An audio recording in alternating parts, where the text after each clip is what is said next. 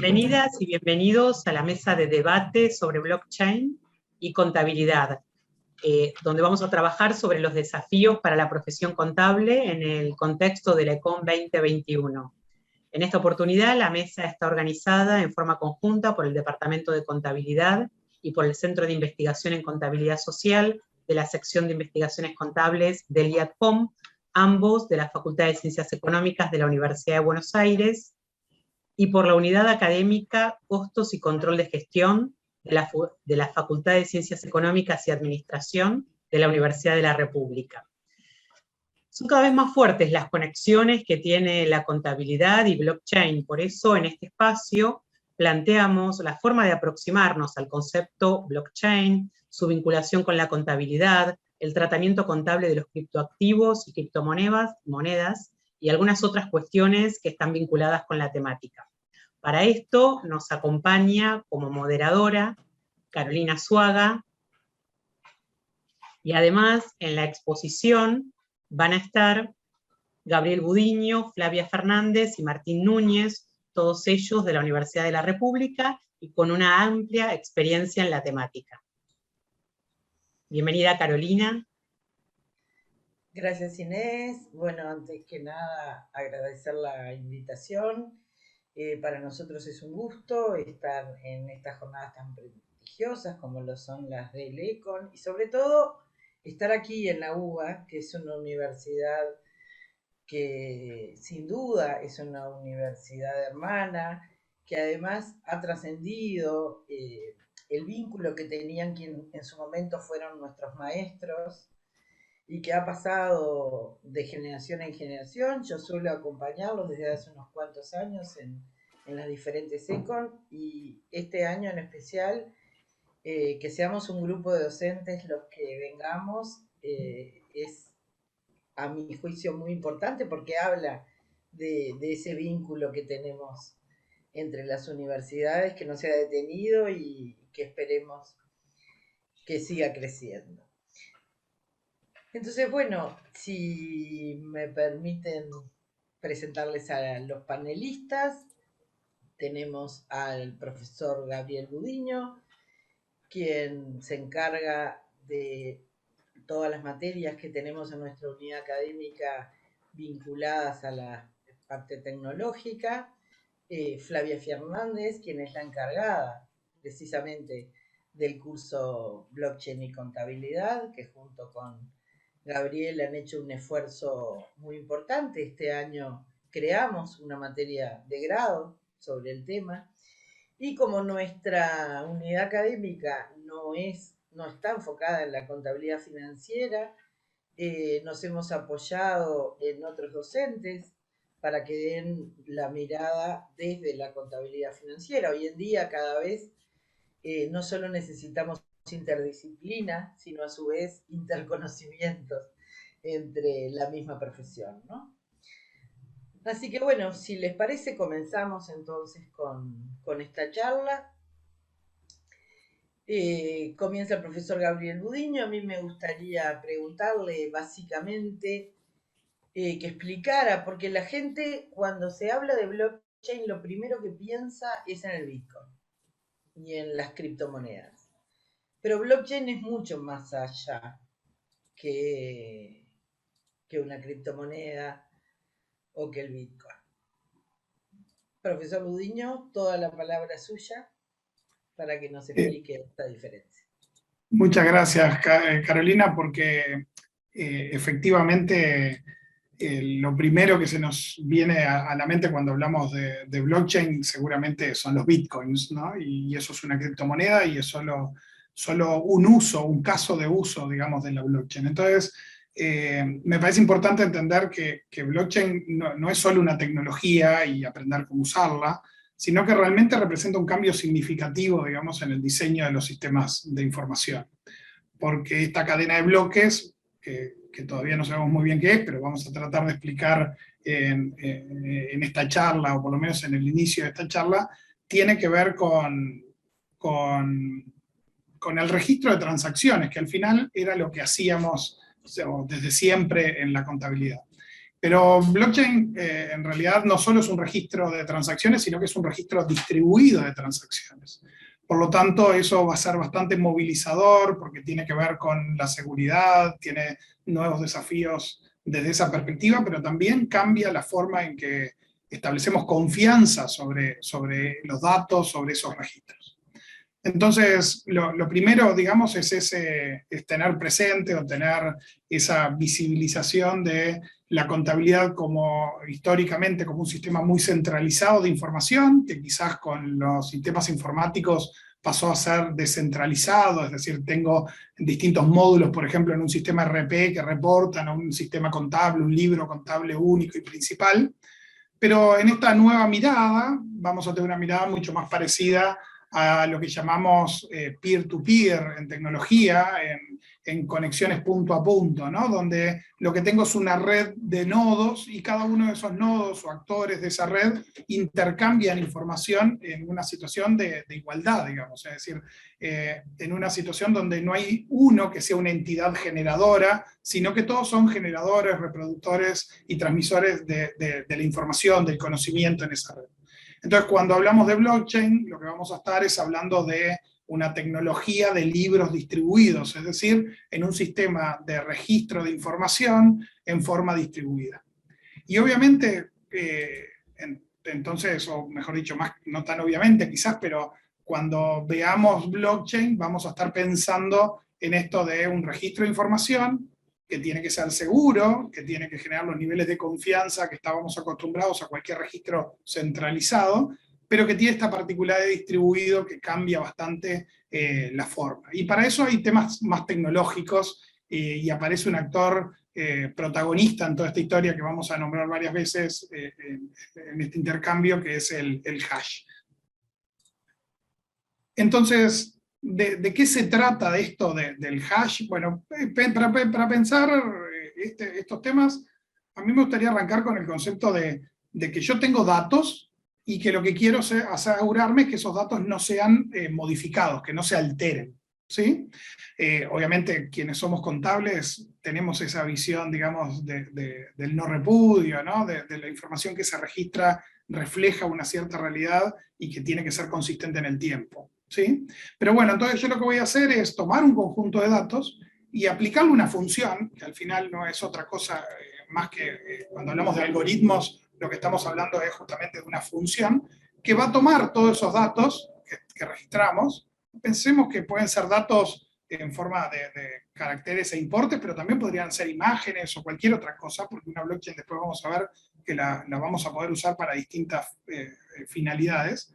Y le vamos a aplicar una función, un algoritmo, que me va a devolver un hash. Un hash básicamente es el resultado de esa función, pero con una característica, que cualquier modificación que yo haga al archivo, lo que generaría es un hash nuevo. Por lo tanto, si yo comparto la información junto al hash, ¿sí? Lo que tengo la particularidad es que cualquier modificación al contenido cambiaría el hash y haría inconsistente ese bloque. Entonces, cuando hablamos de bloques en una cadena de bloques, básicamente lo que tiene cada bloque es un conjunto de registros, es decir, información, y el hash que corresponde a esos datos. El hash Permítanme. Es un número, Gabriel. Sí, exactamente, es un número de longitud fija. Es decir, es el resultado de una función que da un número, en realidad puede ser un conjunto de números y caracteres, pero de longitud fija, ¿no? Y eso está dado por la función que elijamos utilizar, porque no es estrictamente un concepto de la blockchain, es decir, es un algoritmo que lo que permite es convertir un conjunto de datos en un valor único, de manera de que si los datos se modifican, generaría un cambio en el hash. O sea que si yo tengo esa pareja de datos y hash, estoy seguro de que si no cambió el hash, tampoco cambiaron los datos. A ese conjunto de datos y hash, obviamente lo quiero encadenar en una cadena de bloques. Al primero lo voy a identificar con, además de su propio hash, con un hash inicial que seguramente sean todos ceros. Cosa que si yo veo un documento que tiene un hash y además tiene otro hash adicional que tiene todos ceros, sé que es el inicio de una cadena de bloques. Cuando yo a ese bloque le agregue un segundo conjunto de datos, es decir, un segundo bloque, que también va a tener su propio hash, la manera de concatenar unos y otros va a ser a través del hash del bloque anterior. O sea que imagínense que ustedes tienen un conjunto de datos, su hash, que ese conjunto de datos es el primer bloque y por lo tanto está acompañado de un hash de muchos ceros, pero cuando voy a agregar el segundo bloque, a ese segundo bloque, además de los datos y su hash, le voy a agregar el hash del bloque anterior. Y así lo voy a ir haciendo con cada uno de los bloques que voy agregando, es decir, voy generando una cadena que tiene datos, su hash y el hash del bloque anterior. ¿Qué me permiten estos hash? Bueno, dijimos que el hash de cada bloque lo que asegura es que los contenidos no puedan ser modificados. Pero el hash del bloque anterior lo que asegura es que no falten bloques ni que se altere el orden. Entonces lo que yo voy a estar armando, digamos, como una blockchain, es un archivo que tiene datos, hashes, y el enganche de un conjunto de datos al otro a través de estos hash compartidos como del bloque anterior. ¿Sí? Obviamente eso tiene una complejidad tecnológica que nos escapa a la profesión contable, claramente, pero sí es bueno entender esto de que hay una función, que al diferenciar esa función es una función de hashing, que lo que hace es resumir, digamos, un documento en un número de largo fijo, una cadena de caracteres de largo fijo, y que me permite de alguna manera ir asegurando que el orden de esos bloques y que la cadena no sea alterada a través de replicar el hash del bloque anterior. Entonces, decime.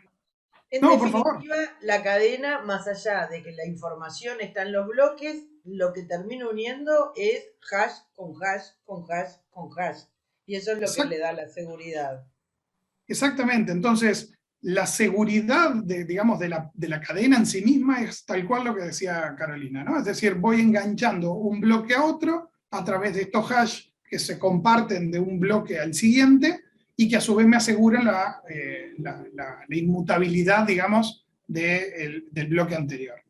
O sea que ahí hay un componente de seguridad que tiene que ver con esta inmutabilidad y que a su vez estos hash me permiten la integridad del bloque también, ¿no? Es decir, la integridad de la cadena a través de enganchar un bloque con otro.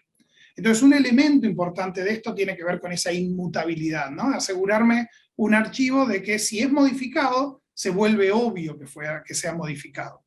Obviamente nada impide, pensemos que además esto es un sistema distribuido, es decir, cada nodo en la red, cada actor de una blockchain va a tener una copia de este archivo, por lo tanto lo puede modificar. Primero que el trabajo de modificarlo es bastante grande y cuanto más atrás en la cadena, más trabajo da. Porque yo para hacer una modificación en el bloque 2, lo que tengo que hacer es modificar el bloque 2, generar un nuevo hash de ese bloque, pero después tengo que generar un nuevo hash del bloque 3, porque el bloque 3 tenía el hash del bloque 2. Y así tengo que ir hacia adelante hasta el último de los bloques. Y uno dice, bueno, acá encontramos un tema de inmutabilidad, de una cierta complejidad para modificar bloques, pero estamos hablando de un sistema distribuido, que cada uno tiene su copia. Bueno, para empezar eso es bueno, ¿no? Es decir, un sistema donde los datos están registrados y hay copias de ese registro en muchos actores de una red, lo que me asegura es altos niveles de disponibilidad de la información. Las copias están almacenadas en muchos nodos de esta red. Y eso es bueno. Obviamente la duda que se me genera es, ¿qué pasa si algún actor de esta cadena tiene el conjunto de datos modificado? Y bueno, básicamente ahí lo que hay es mecanismo de consenso. Son muchos actores que tienen información compartida, si la mayoría de ellos están de acuerdo con que los datos están en determinada copia, digamos, en esa copia que tienen compartida, cualquiera que quiera introducir a esta blockchain, a esta cadena distribuida, una información diferente a la que tiene la mayoría, obviamente por mecanismo de consenso va a ser rechazado de la blockchain. Es decir, la verdad está asegurada justamente por la cantidad de integrantes de esta red, es decir, la cantidad de nodos que tienen una copia igual de la información almacenada en la blockchain. Y esa es la clave de la descentralización, ¿sí? Porque es una descentralización en su máxima expresión, ¿no? Tenemos muchas veces discusiones acerca de si es descentralizada o es distribuida, pero a los efectos es la mayor descentralización posible, donde cada uno de los actores tiene el poder del acceso y la seguridad de las copias de la información. Es un sistema distribuido y la descentralización está basada en esos mecanismos de consenso. Pero más allá de las palabras de esto, la clave es que tenemos una forma nueva de registro de la información completamente distribuida en una red de nodos donde la confianza es indiferente. No importa la jerarquía de estos nodos, es un tema simplemente de consenso. Y cambia estructuralmente la forma de registro histórico que teníamos hasta ahora. Nosotros siempre, en cualquier sistema de registro que nos ocurría, tenía que haber una entidad que tuviera la verdad. Y ahora la verdad surge por mecanismos de consensos en esta red distribuida. Bien. Muy importante, Gabriel, todo lo que estás comentando. También cuando otro término que la gente suele conocer y asociar es, que además ha tenido bastante repercusión mediática porque lo vinculan mucho a las criptomonedas y bueno, al tema de los criptoactivos que vamos a hablar después, pero ¿qué es el tema de la tokenización? ¿Qué es Bien, ahí, exacto, ahí pasamos al para qué vamos a usar esto, ¿no? Es decir, hay un uso que es quizás el más conocido, como bien decías vos, Carolina, en el comienzo, que es utilizar la blockchain para generar criptomonedas. Y no me voy a meter demasiado en eso, pero ahora hablamos de eso que tiene que ver con esta tokenización también. Pero lo primero es entender de que entonces una blockchain es un sistema de registro, ¿sí? Y obviamente un sistema de registro yo lo puedo utilizar para distintas funcionalidades. Por ejemplo, para registrar contratos. Entonces, si distintas personas acuerdan distintas cosas, yo puedo registrar esos contratos en una blockchain. Que además tiene la ventaja de que es tecnología, por lo tanto esos contratos pueden ser inteligentes, en el sentido de que se podrían disparar cosas en forma automatizada a partir de que sucedan determinados hechos. Y si todo eso está registrado en una blockchain, voy a poder utilizar esa blockchain para registrar contratos inteligentes. Pero también voy a poder utilizar esa blockchain para registrar movimientos con criptomonedas, que es obviamente uno de los usos posibles. La forma en que yo tengo de transferir un archivo digital, que es eso, una criptomoneda, de una persona a otra, es no solo poniéndome de acuerdo entre las partes, sino hacer cómplices a todos los nodos de la red de que visibilicen que yo dejé de tener la propiedad de este criptoactivo y se lo pasé a otra persona. Si todo ese movimiento está registrado en todos los nodos de la red, yo no voy a poder reclamar de que ese criptoactivo sigue siendo mío, que esa criptomoneda sigue siendo mía. Sí lo va a poder reclamar Carolina, que fue a quien le hice esa transferencia. Entonces, para ese juego es que vamos a encontrarnos un concepto que es el de token. Para términos prácticos lo vamos a considerar la representación digital de un activo, activo en el concepto más amplio de la palabra y no necesariamente en el concepto contable. Obviamente entonces un token es la representación digital de un activo en una red de blockchain, y ahí me gustaría partir estos tokens en dos posibilidades: los tokens fungibles y los tokens no fungibles. Cuando hablamos de tokens fungibles, son tokens intercambiables, es decir, que un token y otro son completamente, perfectamente intercambiables. Me da lo mismo tener el token 1438 que el 1532. Es claramente el ejemplo de una criptomoneda. Me da lo mismo tener este Bitcoin o tener cualquier otro Bitcoin. Siempre y cuando sea un Bitcoin, me sirve. O sea que una de las formas de los tokens intercambiables, ¿sí?, de los tokens fungibles, son los payment tokens, los tokens que puedo utilizar, por ejemplo, como medio de pago o de intercambio, ¿sí? Entonces ahí aparece el concepto de criptomonedas, los Bitcoin, el Ether y cualquier otra criptomoneda que yo quiera crear. Además tenemos los security tokens, que son tokens que lo que representan es un activo financiero. De la misma manera que teníamos acciones, yo podría tener una acción, ¿sí?, creada en una blockchain, representada por un token, y también va a ser un token intercambiable, un token fungible, ¿sí? Y esos serían los security tokens. Y finalmente tenemos dentro de estos tokens intercambiables los utility tokens, que por ejemplo se pueden utilizar para financiamiento de startups, para hacer crowdfunding, para obtener, por ejemplo, el derecho a recibir ingresos en el futuro o cualquier otra cosa en el mundo, incluso en el mundo real. Entonces, dentro de los tokens intercambiables, los payment tokens, como las criptomonedas, los security tokens, como los activos financieros, y los utility tokens como estos ejemplos de financiamiento, ¿sí? Pero además de eso, tenemos los que aparecieron como más de moda, como bien decía Carolina, que eran los NFT, los tokens no fungibles, por su sigla en inglés. Y esto es la representación de un activo específico.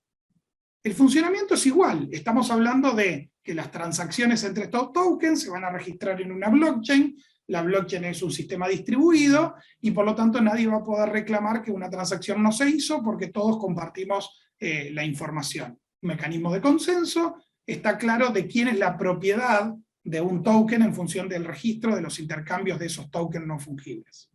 ¿Qué podemos representar con estos tokens no fungibles? Y por ejemplo un título universitario. Y por lo tanto, si yo registro una blockchain que le asigné un cierto token que representa un título universitario a una cierta persona, nadie puede reclamar que ese token es de otro hasta que alguien no haga un registro de intercambio, que en el caso de un título universitario no tiene mucho sentido. Pero podríamos también tener una receta médica, podríamos tener los títulos de propiedad de un inmueble, también podríamos tener la representación digital a través de un token no fungible de un bien físico, como puede ser, no sé, una cabeza de ganado, o un lote de café, o una botella de vino. Y además de representar cosas del mundo físico, vamos a poder representar por primera vez, de manera confiable, de manera segura, tokens que representen, objetos intangibles, objetos no del mundo real, sino del mundo virtual, del mundo digital. Por ejemplo, yo puedo... Gabriel, sí, antes de entrar al mundo virtual, para que le quede claro a la audiencia, cuando tú estás hablando de esa representación, que puede ser un título, que puede ser una receta, eso es lo que tú decías al principio, que en la jerga interna se le llama un activo no convencional. Tú decías no convencional porque nuestro público son contadores. Los contadores tenemos esa deformación de que si escuchamos activo, estamos pensando siempre en un activo reconocible en libros contables, digamos. Y obviamente un título universitario no cumple con la definición de activo del marco conceptual. Pero sí la idea de representar algo. Y ese algo está asociado a un token, y ese token se registran sus transacciones en una blockchain. Y lo interesante de esto es que, ¿cómo definía yo la propiedad de un objeto físico? Y básicamente por la tenencia, ¿no? Yo tengo el objeto conmigo y el token, el objeto ese es mío. Cuando hablábamos de títulos de propiedad de una casa, como la casa no me la puedo llevar a todos lados, lo que hacía era registraba la propiedad en una entidad centralizada que diera garantías acerca de los cambios de propiedad de un inmueble. ¿Qué hacía con un título universitario? Y bueno, lo tenía yo, tenía mi nombre, lo colgaba en la pared y era mío. Pero ¿qué pasa cuando empezamos a pensar en archivos o en activos digitales? Por ejemplo, una pintura digital, es decir, una obra de arte hecha digitalmente en una computadora. La gran particularidad que tienen los activos digitales es que se pueden hacer infinitas copias. Entonces, ¿cómo digo quién es el propietario de esta obra? ¿Quién tiene los derechos sobre esta obra, por ejemplo? Bueno, entonces yo lo que podría decir es, bueno, creé esta obra, ahí hice un dibujito en Paint con mi torpeza, y decir, bueno, esto para mí es una obra, puedo darle copias a cualquiera, pero la propiedad de los derechos es mía. Bueno, pero ¿cómo hago para decir que es mía? Bueno, lo que hago es asociarle a esa obra un token, y ese token lo registro en una blockchain. Entonces, si quiero transmitirle la propiedad de este dibujo hecho en Paint a Carolina, lo que voy a hacer es hacer una transferencia de este token de mi propiedad a una billetera digital de Carolina, donde transfiera este token para ella, y eso va a quedar registrado en operaciones otra vez en una red distribuida blockchain. Por lo tanto, la gran novedad de estos tokens no fungibles, y por eso aparecieron con tanta visibilidad en los últimos tiempos, es esto de poder hacer una representación digital, tener control sobre un activo digital, y eso sin duda es una gran novedad que nos plantea un montón de desafíos que obviamente se los dejo en esta charla para mis colegas que intenten ver cómo nos impacta profesionalmente en esto, en cosas hasta tan mundanas como definir si reconozco o no uno de estos activos como activo en los estados contables de una empresa. Gracias, Gabriel, muy claro. Y bueno, queda preguntar ahora sobre todo esto que dijiste, las diferentes cadenas que pueden haber con diferentes objetivos. Bueno, ahora empezar a pensar en la contabilidad. Nosotros como contadores públicos, ¿en qué podemos utilizar esto? Más allá olvídense por ahora de las criptomonedas, eso ya va a llegar. Pensemos en la técnica que hay atrás de todo esto, en qué nos puede ser útil a los contadores y a la contabilidad. Así que le dejo la palabra a la profesora Flavia Fernández para que nos explique entonces cómo unir blockchain con contabilidad. Bueno, buenas tardes a todos. Un gusto estar participando en este encuentro, agradeciendo a la Universidad de Buenos Aires que nos invitara a participar en el mismo, y que sin duda en este último año también pasó a ser una casa de estudio para nosotros también.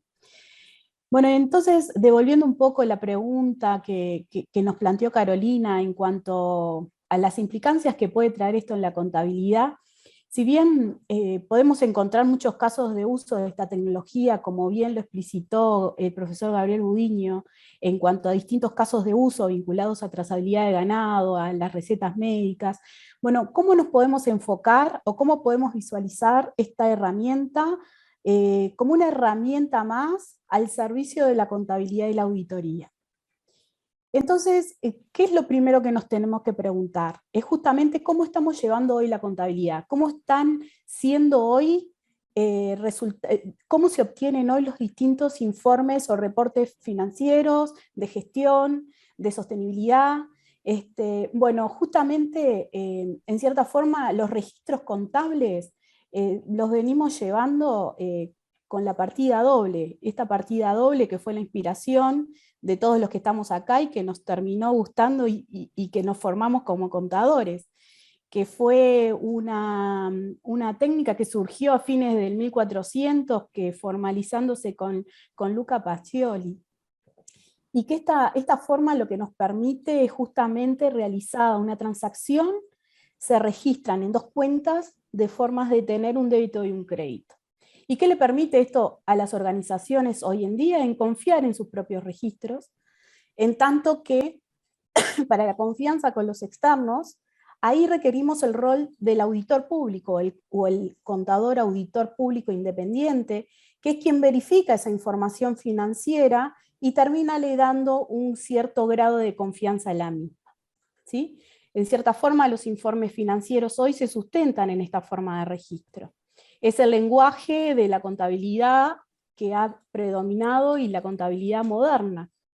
Tenemos esa lógica de libros que están centralizados, ¿sí? Y nuevamente, que se basan en terceros que son aquellos que le dan confianza, como ser ese auditor, y que en cierta forma para lograr todo ese producto requiere una conciliación permanente de datos. Entonces, ¿qué ha sucedido a lo largo de la historia? Se han presentado o han surgido en distintas propuestas de evolución de este sistema de teneduría de libros o de registros contables, que tuvieron que ver presentadas en la literatura académica, como lo fue en la década del 80, que aparece un nuevo concepto en la literatura académica que trata fundamentalmente sobre las necesidades de implementar una triple partida, ¿sí? ¿Cuál era el fin que perseguía esta propuesta? Era proporcionar más información financiera a la organización, de manera de que permitiera una mejor toma de decisiones estratégicas, y esta fue una propuesta que realizó Yuri Hiri en la década del 80, como les conté. Entonces, bueno, acá se presentó toda una gran novedad, pero que tuvo una fuerte crítica a esa propuesta, porque como que no se había logrado esa propuesta materializarse, que efectivamente esté en aplicaciones concretas. Y en este camino, en esta historia, hacia el 2005, surge a través de un criptográfico que es Jan Grid, que propone una nueva propuesta de contabilidad, y que él la llamó contabilidad de triple entrada, no como lo había llamado Shuri y Giri, que era el de triple partida, ¿sí? Acá lo que nos propone Grid es que nos introduce un nuevo concepto y que está vinculado al hecho de que el recibo, ¿sí? Es la transacción. ¿Qué quiere decir? Que un recibo está respaldado por criptografía entre dos partes, por lo cual puede verse como una tercera entrada compartida. De esa manera se lograría evitar fraudes en las transacciones y reducir las redundancias en el registro interno. Esta contabilidad de triple entrada, según Grid también, lo que trae es que la contabilidad de doble entrada se complementa con esa tercera entrada independiente, y que esta es realizada por un tercero que en su planteamiento en el 2005 no estaba claro quién iba a ser ese tercero, y que puede ser verificada por ambas partes digitalmente, ¿sí? La verificación per se es un término o un concepto contable utilizado ¿para qué? Para la prueba de esa transacción. Esto puede ser una factura, un recibo físico, digital, que se puede utilizar para demostrar que ha ocurrido efectivamente una transacción, y es un mecanismo para justamente dar prueba y validez y verificación a la misma. Bueno, todo eso lo que les conté era, bueno, partimos de la partida doble, que es lo que está hoy presente, surgieron algunas propuestas a lo largo de la historia, y que estuvieron concentradas por Ihiri y por Grid. Ahora, con la aparición de los libros contables distribuidos, y en particular de blockchain, diversos autores o investigadores académicos han retomado esta discusión contable en cuanto a la contabilidad de triple entrada, como ser Carlin, Kai, Ibáñez, entre otros. Bueno, que este marco de la disciplina contable, esta tecnología de blockchain, puede representar la evolución o la transformación de la contabilidad, en el sentido de, en lugar de tener registros separados basados en documentos de transacciones, las organizaciones podrían escribir sus transacciones acordadas en un tipo de mecanismo de consenso directamente en un registro contable compartido, inmutable y duradero. De esta manera, todos los participantes que logran tener la misma información en el mismo instante, eliminando información asimétrica y resolviendo fundamentalmente el problema de la gente. ¿Sí? Entonces, ¿Podría darnos un ejemplo? Sí, claro. Ahora lo visualizamos. ¿De qué trata entonces esa contabilidad de triple entrada en la blockchain?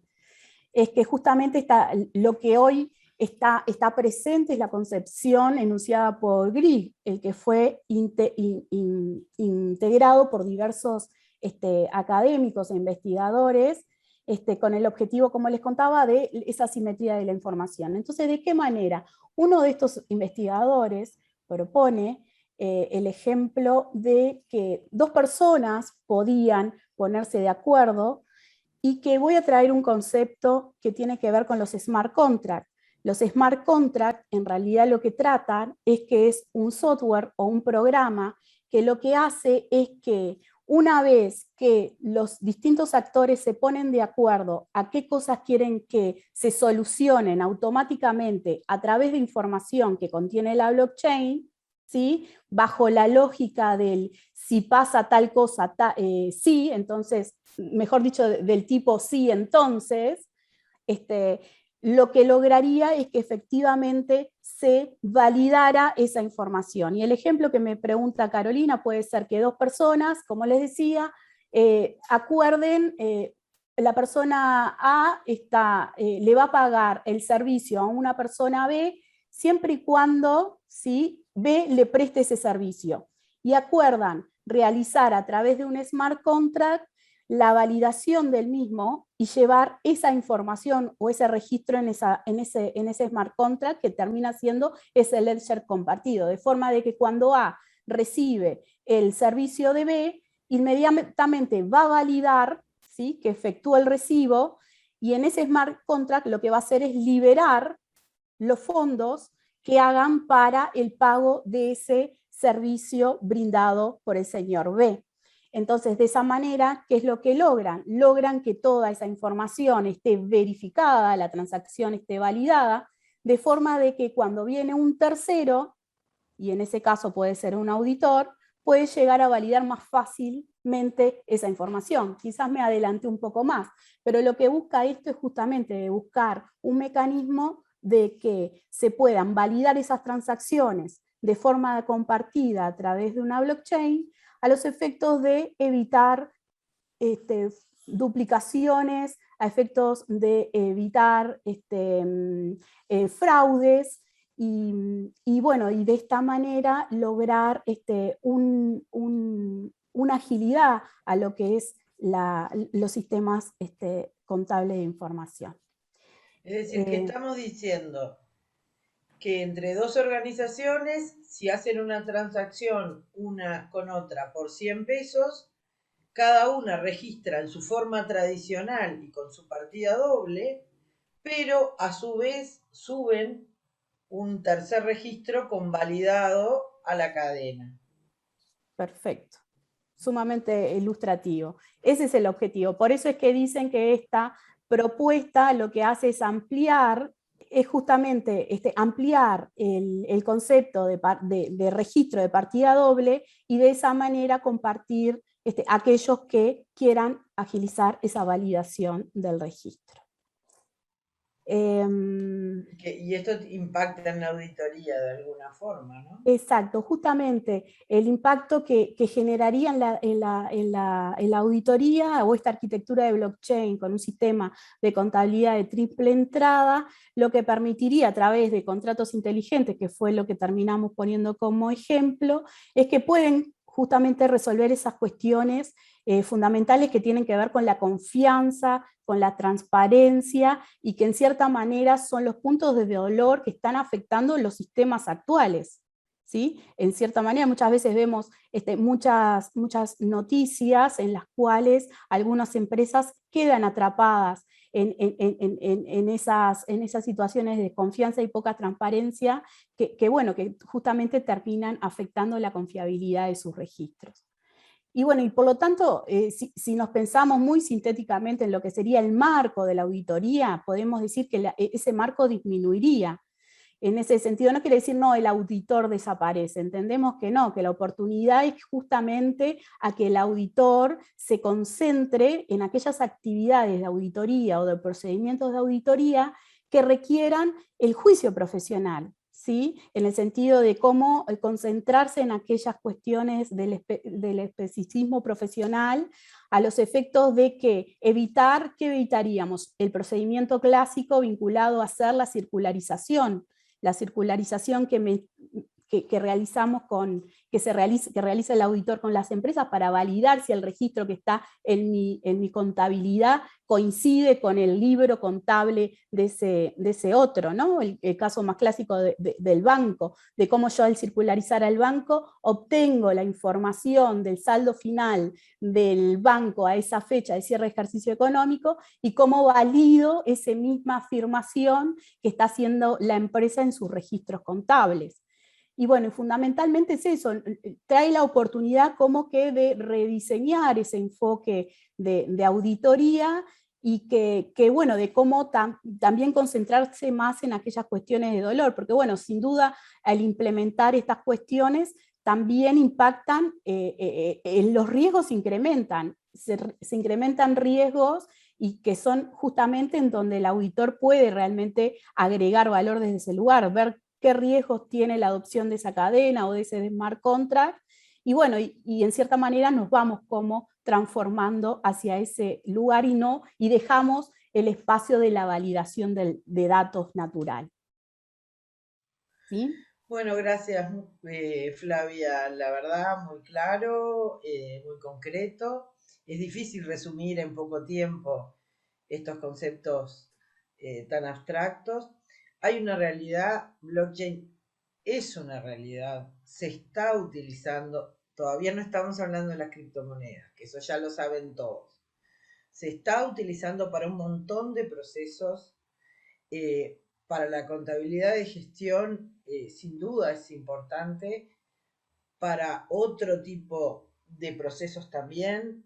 Flavia habló hoy hace un momento en reportes de sostenibilidad, como también se está utilizando blockchain. La contabilidad tradicional, la contabilidad financiera, los registros contables, ya hay empresas que lo están utilizando.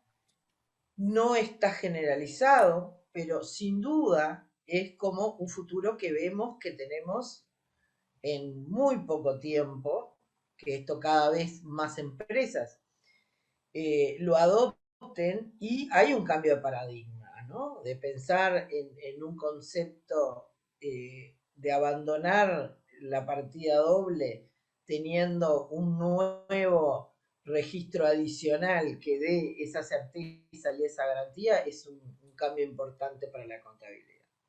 Ese es el camino en el que nosotros al menos creemos que van a transitar las empresas.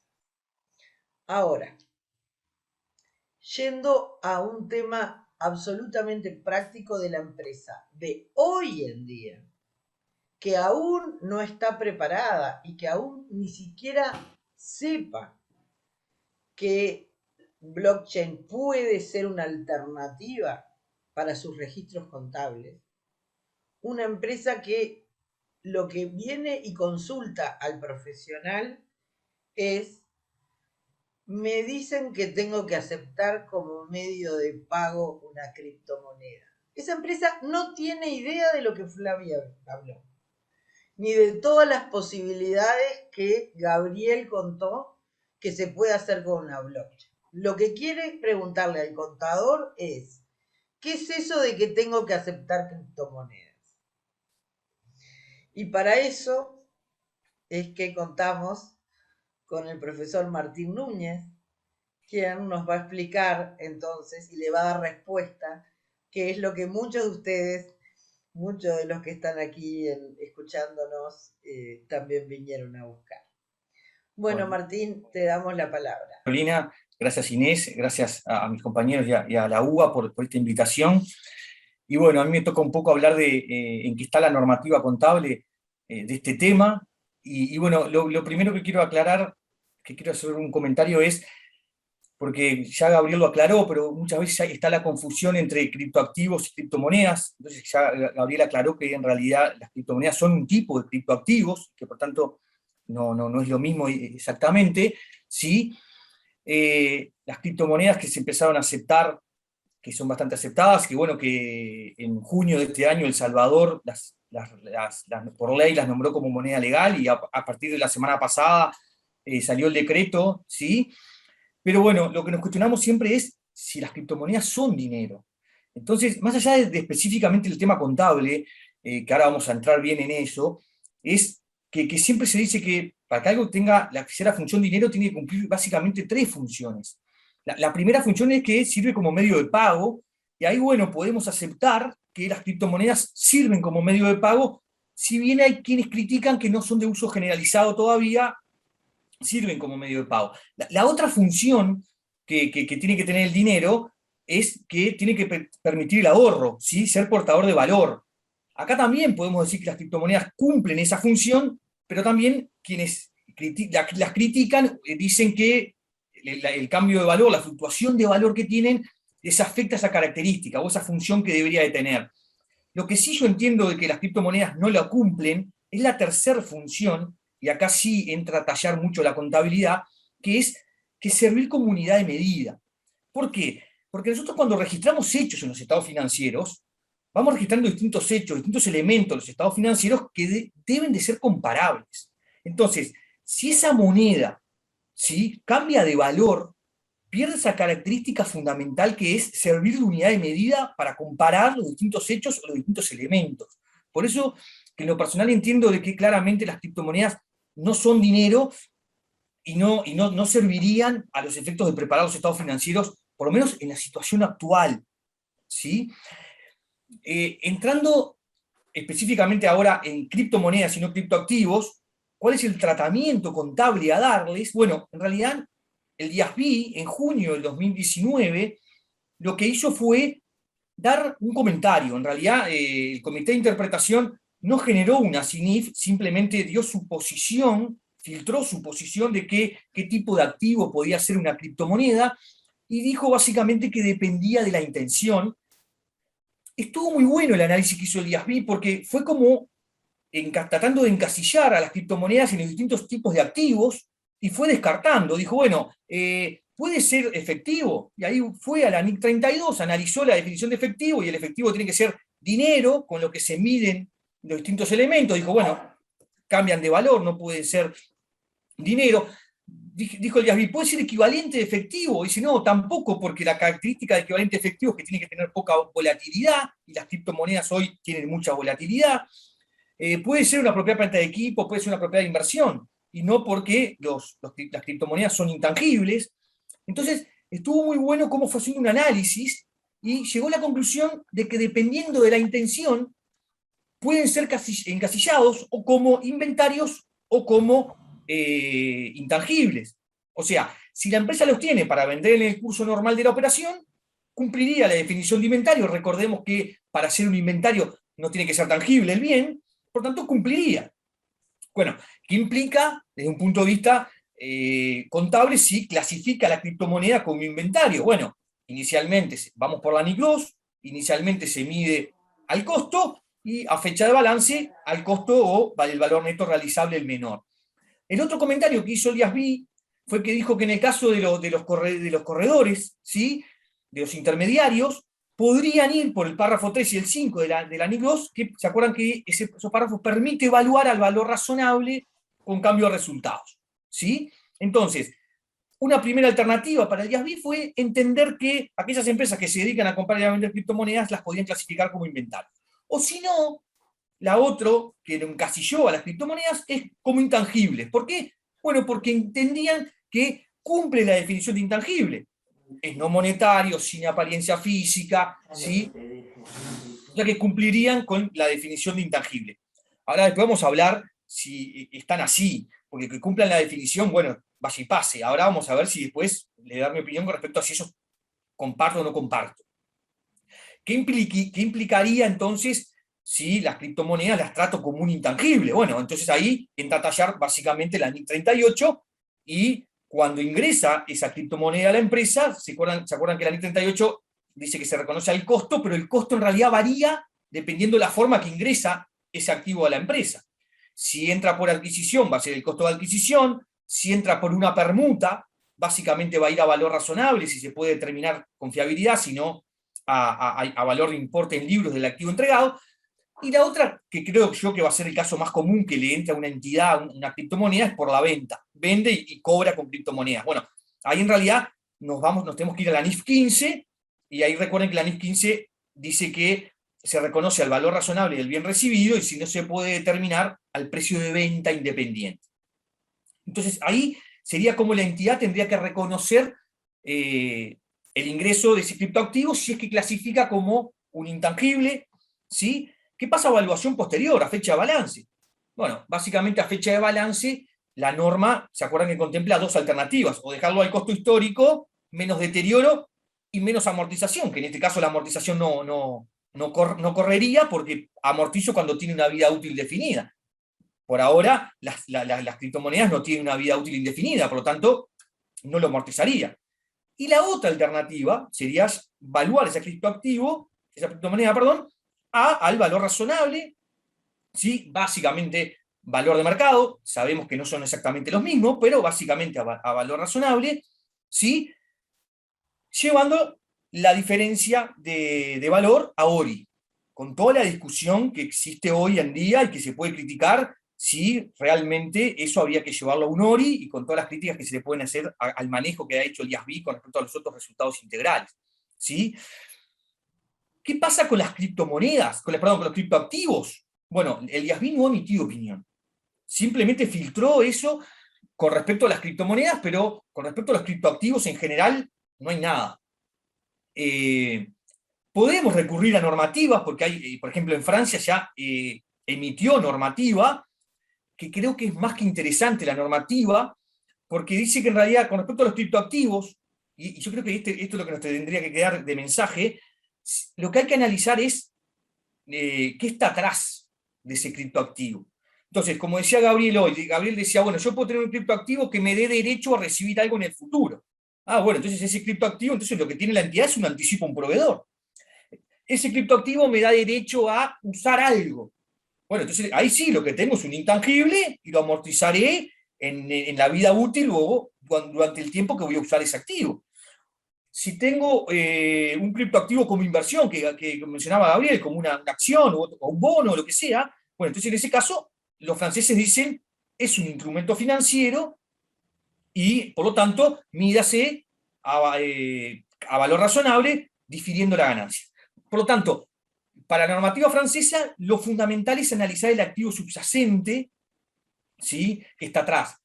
Entonces, en resumen, lo que tenemos hoy es un comentario del IASB sobre criptomonedas, no sobre criptoactivos, y las empresas están empezando a legislar por su cuenta propia, ¿no? ¿Qué pasó posteriormente? Sí, Carolina, perdón. No, me llama la atención porque ante ausencia de normativa, entonces, ¿hacia dónde vamos? ¿Cuál ha sido la postura? Bueno, yo creo que ahí lo que pesó fue que en noviembre del 2019 el IASB hizo un informe de monitoreo, ¿sí?, donde analizó los antecedentes, analizó las legislaciones, analizó regulaciones, opiniones, y yo creo que ahí lo que terminó pesando fue que hizo un estudio que está en la página del IASB, donde muestra qué cantidad de empresas tenían criptomonedas en ese momento. Entonces, en el 2017 había 26 empresas y al 31 de diciembre de 2018 habían 66 empresas. Y establecían porcentajes, el 60 y pico % de las empresas estaban en Canadá, y esas empresas no representaban ni el 0,03% de las empresas de Canadá. Entonces yo creo que ahí, Carolina, fue donde el IASB dijo, bueno, esto en realidad todavía no está presente en las empresas. Y por lo tanto, si bien resolvió monitorearlo, medio que lo dejó de lado. Últimamente, en este año, ya la cosa empezó creo que a cambiar un poquito, porque, por ejemplo, en junio del 2021, el FAS, el órgano regulador de Estados Unidos, invitó a comentar, ¿sí?, salió a preguntarle a todos los intervenientes en los estados financieros, los usuarios, los emisores, distintas preguntas. El FAS también hizo lo mismo que el IASB. Al principio hizo como un análisis y vio que todavía no estaba muy presente esto en las entidades, y bueno, recién este año, ahora creo que es el 22 de septiembre que finaliza el plazo para hacer comentarios desde el lado del FAS. El IASB, por su lado, lo que hizo fue encomendarle a la SAF, al Foro Asesor de Normas Contables, que es un órgano que asesora al IASB, que también reclutar información y reclutar opiniones a partir de un informe del Grupo Asesor Europeo de Información Financiera, que de lo que yo he leído es lo mejor. Ese informe está muy completo, ¿sí?, porque ese informe también analiza los antecedentes, la normativa, las empresas. Y de ese informe, a mí lo que me interesa rescatar básicamente son dos cosas para comentar. El primero es en ese informe dice, bueno, ¿cuáles son las alternativas que tenemos? ¿Cómo procedemos? ¿Qué va a pasar? ¿Qué hacemos? Entonces dice, bueno, una es no hacer nada.